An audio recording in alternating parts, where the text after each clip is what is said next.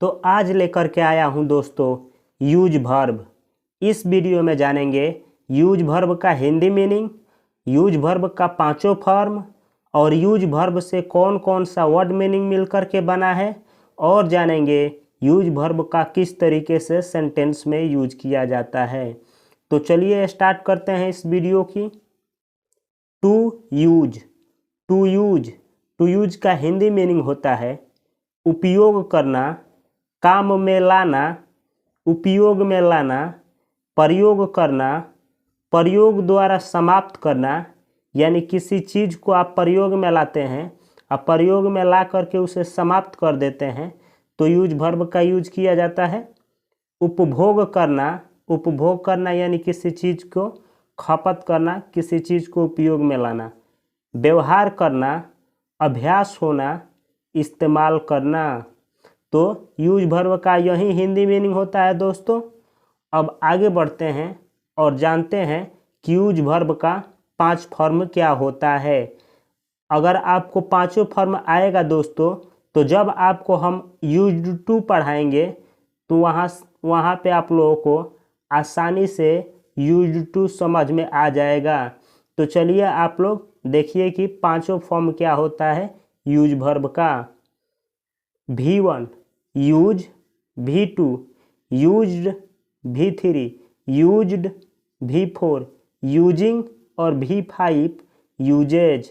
तो यही V5 है दोस्तों, यही वर्ब का पांचों रूप है यूज, यूज्ड, यूज्ड, यूजिंग और यूजेज।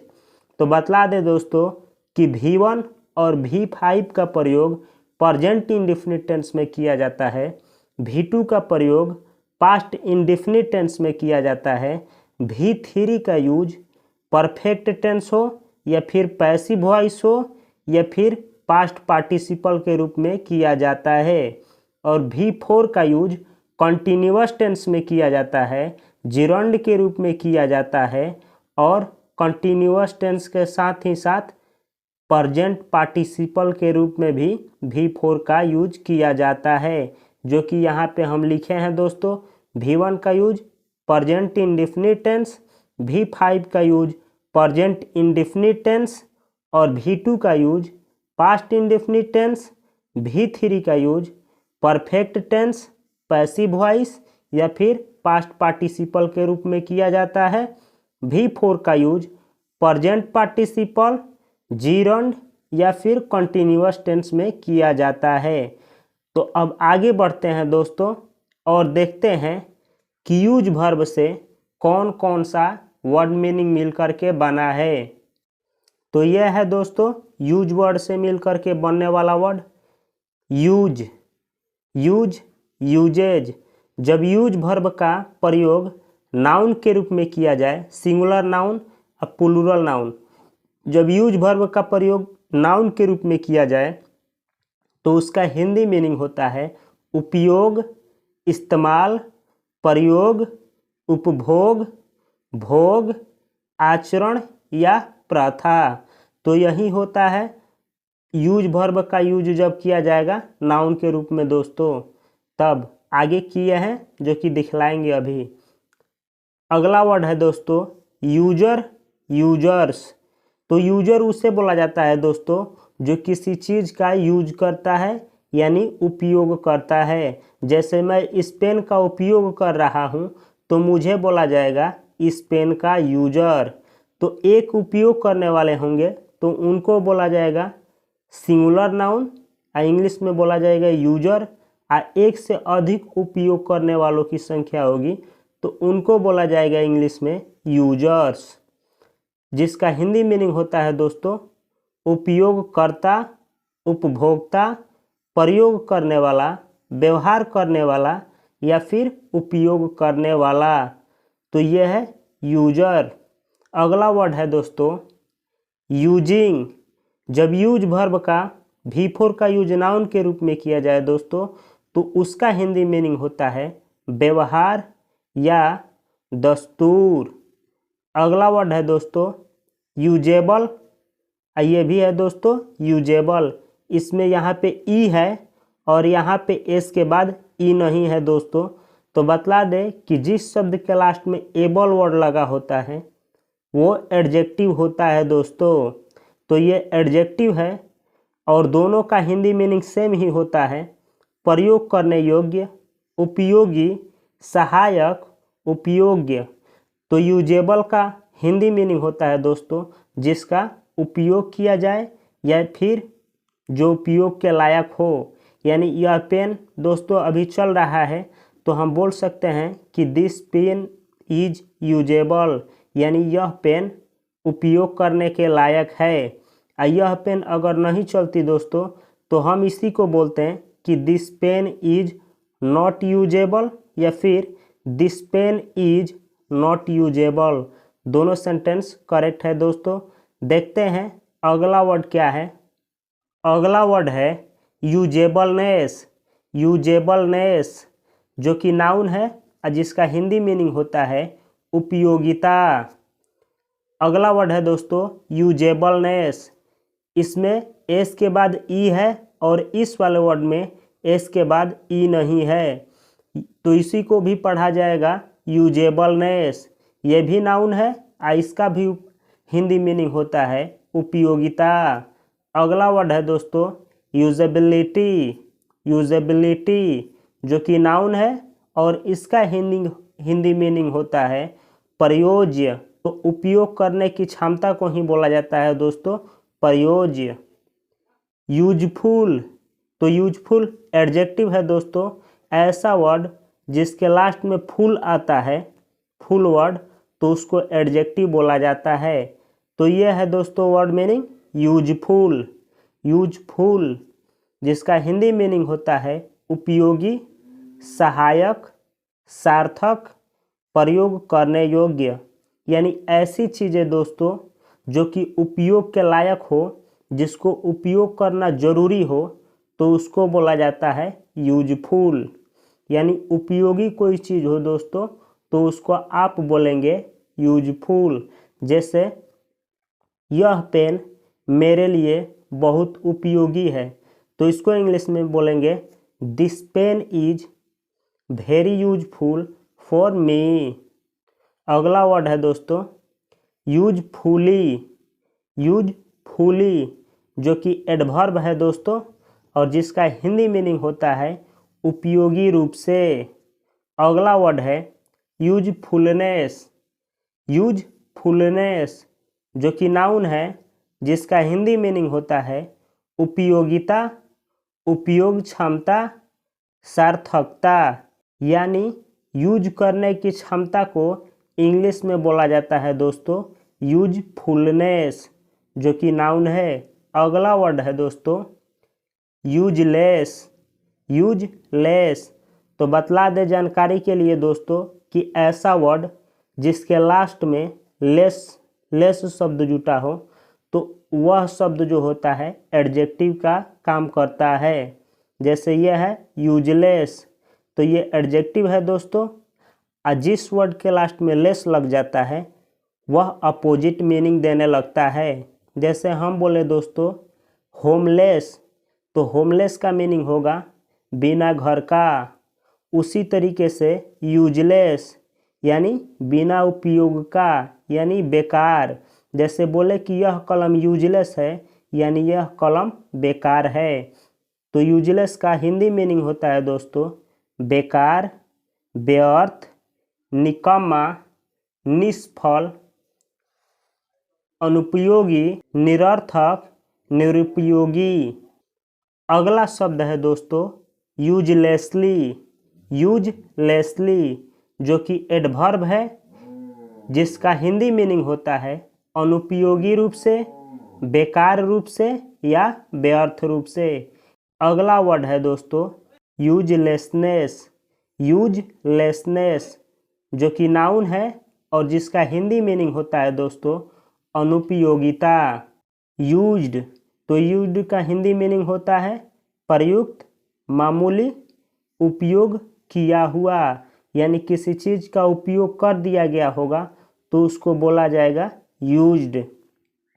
अब आगे बढ़ते हैं दोस्तों और देखते हैं कि यूज वर्ब से किस तरीके से सेंटेंस बनाया जाएगा और किस तरीके से इन सारे वर्डों को हम लोग सेंटेंस में यूज करेंगे। तो यहाँ पे कुछ सेंटेंस लिए हैं दोस्तों, जो कि यूज वर्ब से मिलाकर के बनाया गया है। आपका काम पूरा हो जाने पर मुझे फ़ोन का उपयोग करना होगा। तो इसको इंग्लिश में बोला जाएगा I need to use the phone when you are done. Machine का उपयोग करना आसान है। The machine is easy to use. अगला सेंटेंस है दोस्तों, हादसे के बाद वह अपने पैरों का इस्तेमाल नहीं कर सकती थी। तो इसको बोला जाएगा इंग्लिश में आफ्टर द एक्सीडेंट। एक्सीडेंट के बाद she could no longer use her legs. वह लंबे समय तक यूज नहीं कर सकती थी हर लेग्स, अपना पैर। अगला सेंटेंस है वह एक कलम का इस्तेमाल करती है। तो इसको इंग्लिश में बोला जाएगा शी यूजेज। वह उपयोग करती है या इस्तेमाल करती है अ पेन, एक कलम की। तो पूरा हिंदी मीनिंग हुआ इस सेंटेंस का कि वह एक कलम का उपयोग करती है। वह मुझे इस्तेमाल करती है। तो इसको इंग्लिश में बोला जाएगा शी यूजेज मी। वह यूज करती है मी यानी मुझे। तो इस तरीके से सेंटेंस बनाया जाएगा दोस्तों। शी यूजेज लिखिए और जिस चीज़ का ये यूज करती हैं यहाँ पे लिख दीजिए। जैसे हमको बोलना हो कि वह मोबाइल का यूज करती है तो शी यूजेज अ मोबाइल। अगला सेंटेंस है दोस्तों, आप मुझे इस्तेमाल करते हैं। तो इसको इंग्लिश में बोला जाएगा यू यूज मी। आप यूज करते हैं मी यानी मुझे। शिक्षक छात्र के समय के सदुपयोग पर सवाल उठा रहे थे। तो इसको इंग्लिश में इस तरीके से बोला जाएगा the teachers were questioning the use of the students time. अगला सेंटेंस है दोस्तों, औजारों के प्रयोग पर सख्त पाबंदी थी। तो इसको इंग्लिश में बोला जाएगा the use of the tools was यानी थी स्ट्रिक्टली प्रोहिबिटेड। जानकारी केवल पंजीकृत उपयोगकर्ताओं के लिए उपलब्ध है। तो इसको इंग्लिश में बोला जाएगा information is available. Information available है फॉर रजिस्टर्ड यूजर्स ओनली। उपयोग विद्युत शक्ति का भारी उपयोग करता है। तो इसको इंग्लिश में बोला जाएगा industry is a heavy user of electric power. Industry है अ हेवी यूजर, एक भारी उपयोगकर्ता, ऑफ इलेक्ट्रिसिटी पावर यानी इलेक्ट्रिसिटी पावर का। बाइक जंग खा चुकी है लेकिन प्रयोग करने योग्य है। The bike is rusty but usable. तो यूजेबल में आप दोनों वर्डों का यूज कर सकते हैं। एस के बाद ई लगाइए या फिर न लगाइए, दोनों को यूजेबल बोला जाएगा दोस्तों। अगला सेंटेंस है इस प्रणाली के साथ हमारा नया काम शैक्षिक उपकरण के रूप में इसकी उपयोगिता और उपयोगिता को बेहतर बनाने पर केंद्रित है। तो इसको इंग्लिश में बोला जाएगा our new work with his system focuses on important its usability and usefulness as an educational tool. अगला सेंटेंस है सूचना को शीघ्रता से खोजने के लिए इंटरनेट उपयोगी है। तो इसको इंग्लिश में बोला जाएगा the internet is useful. Internet उपयोगी है for finding information quickly. For finding, find करने के लिए, इंफॉर्मेशन यानी सूचना, क्विकली यानी जल्दी से। तो इस इंग्लिश वाले सेंटेंस का मीनिंग हुआ सूचना को शीघ्रता से खोजने के लिए इंटरनेट उपयोगी है। वह टीम की सबसे उपयोगी खिलाड़ियों में से एक बन गई है। तो इसको इंग्लिश में बोला जाएगा she has become one of the teams most useful players. अगला सेंटेंस है नए उपकरणों पर पैसा अधिक उपयोगी रूप से खर्च किया जा सकता है। तो इसको इंग्लिश में बोला जाएगा the money could be more usefully spent on new equipment. अगला सेंटेंस है दोस्तों, बहुत से लोग दावा करते हैं कि यह शब्द अपनी उपयोगिता को खो चुका है। तो इसको इंग्लिश में इस तरीके से बोला जाएगा Many people claim that the word has lost its usefulness। तो मिलते हैं अगले वीडियो में दोस्तों, तब तक के लिए आप सभी को बहुत सारा प्यार। चैनल को सब्सक्राइब कर लीजिए और वीडियो के डिस्क्रिप्शन बॉक्स में इस वीडियो का PDF है, डाउनलोड कर लीजिए और अधिक से अधिक यूज करिए। अगर आप यह सीख जाएंगे तो आगे जब हम यूज्ड टू पढ़ाएंगे तो पूरी तरीके से समझ में आएगा और ये वर्ब स्पीकिंग के लिए मोस्ट इम्पोर्टेंट है।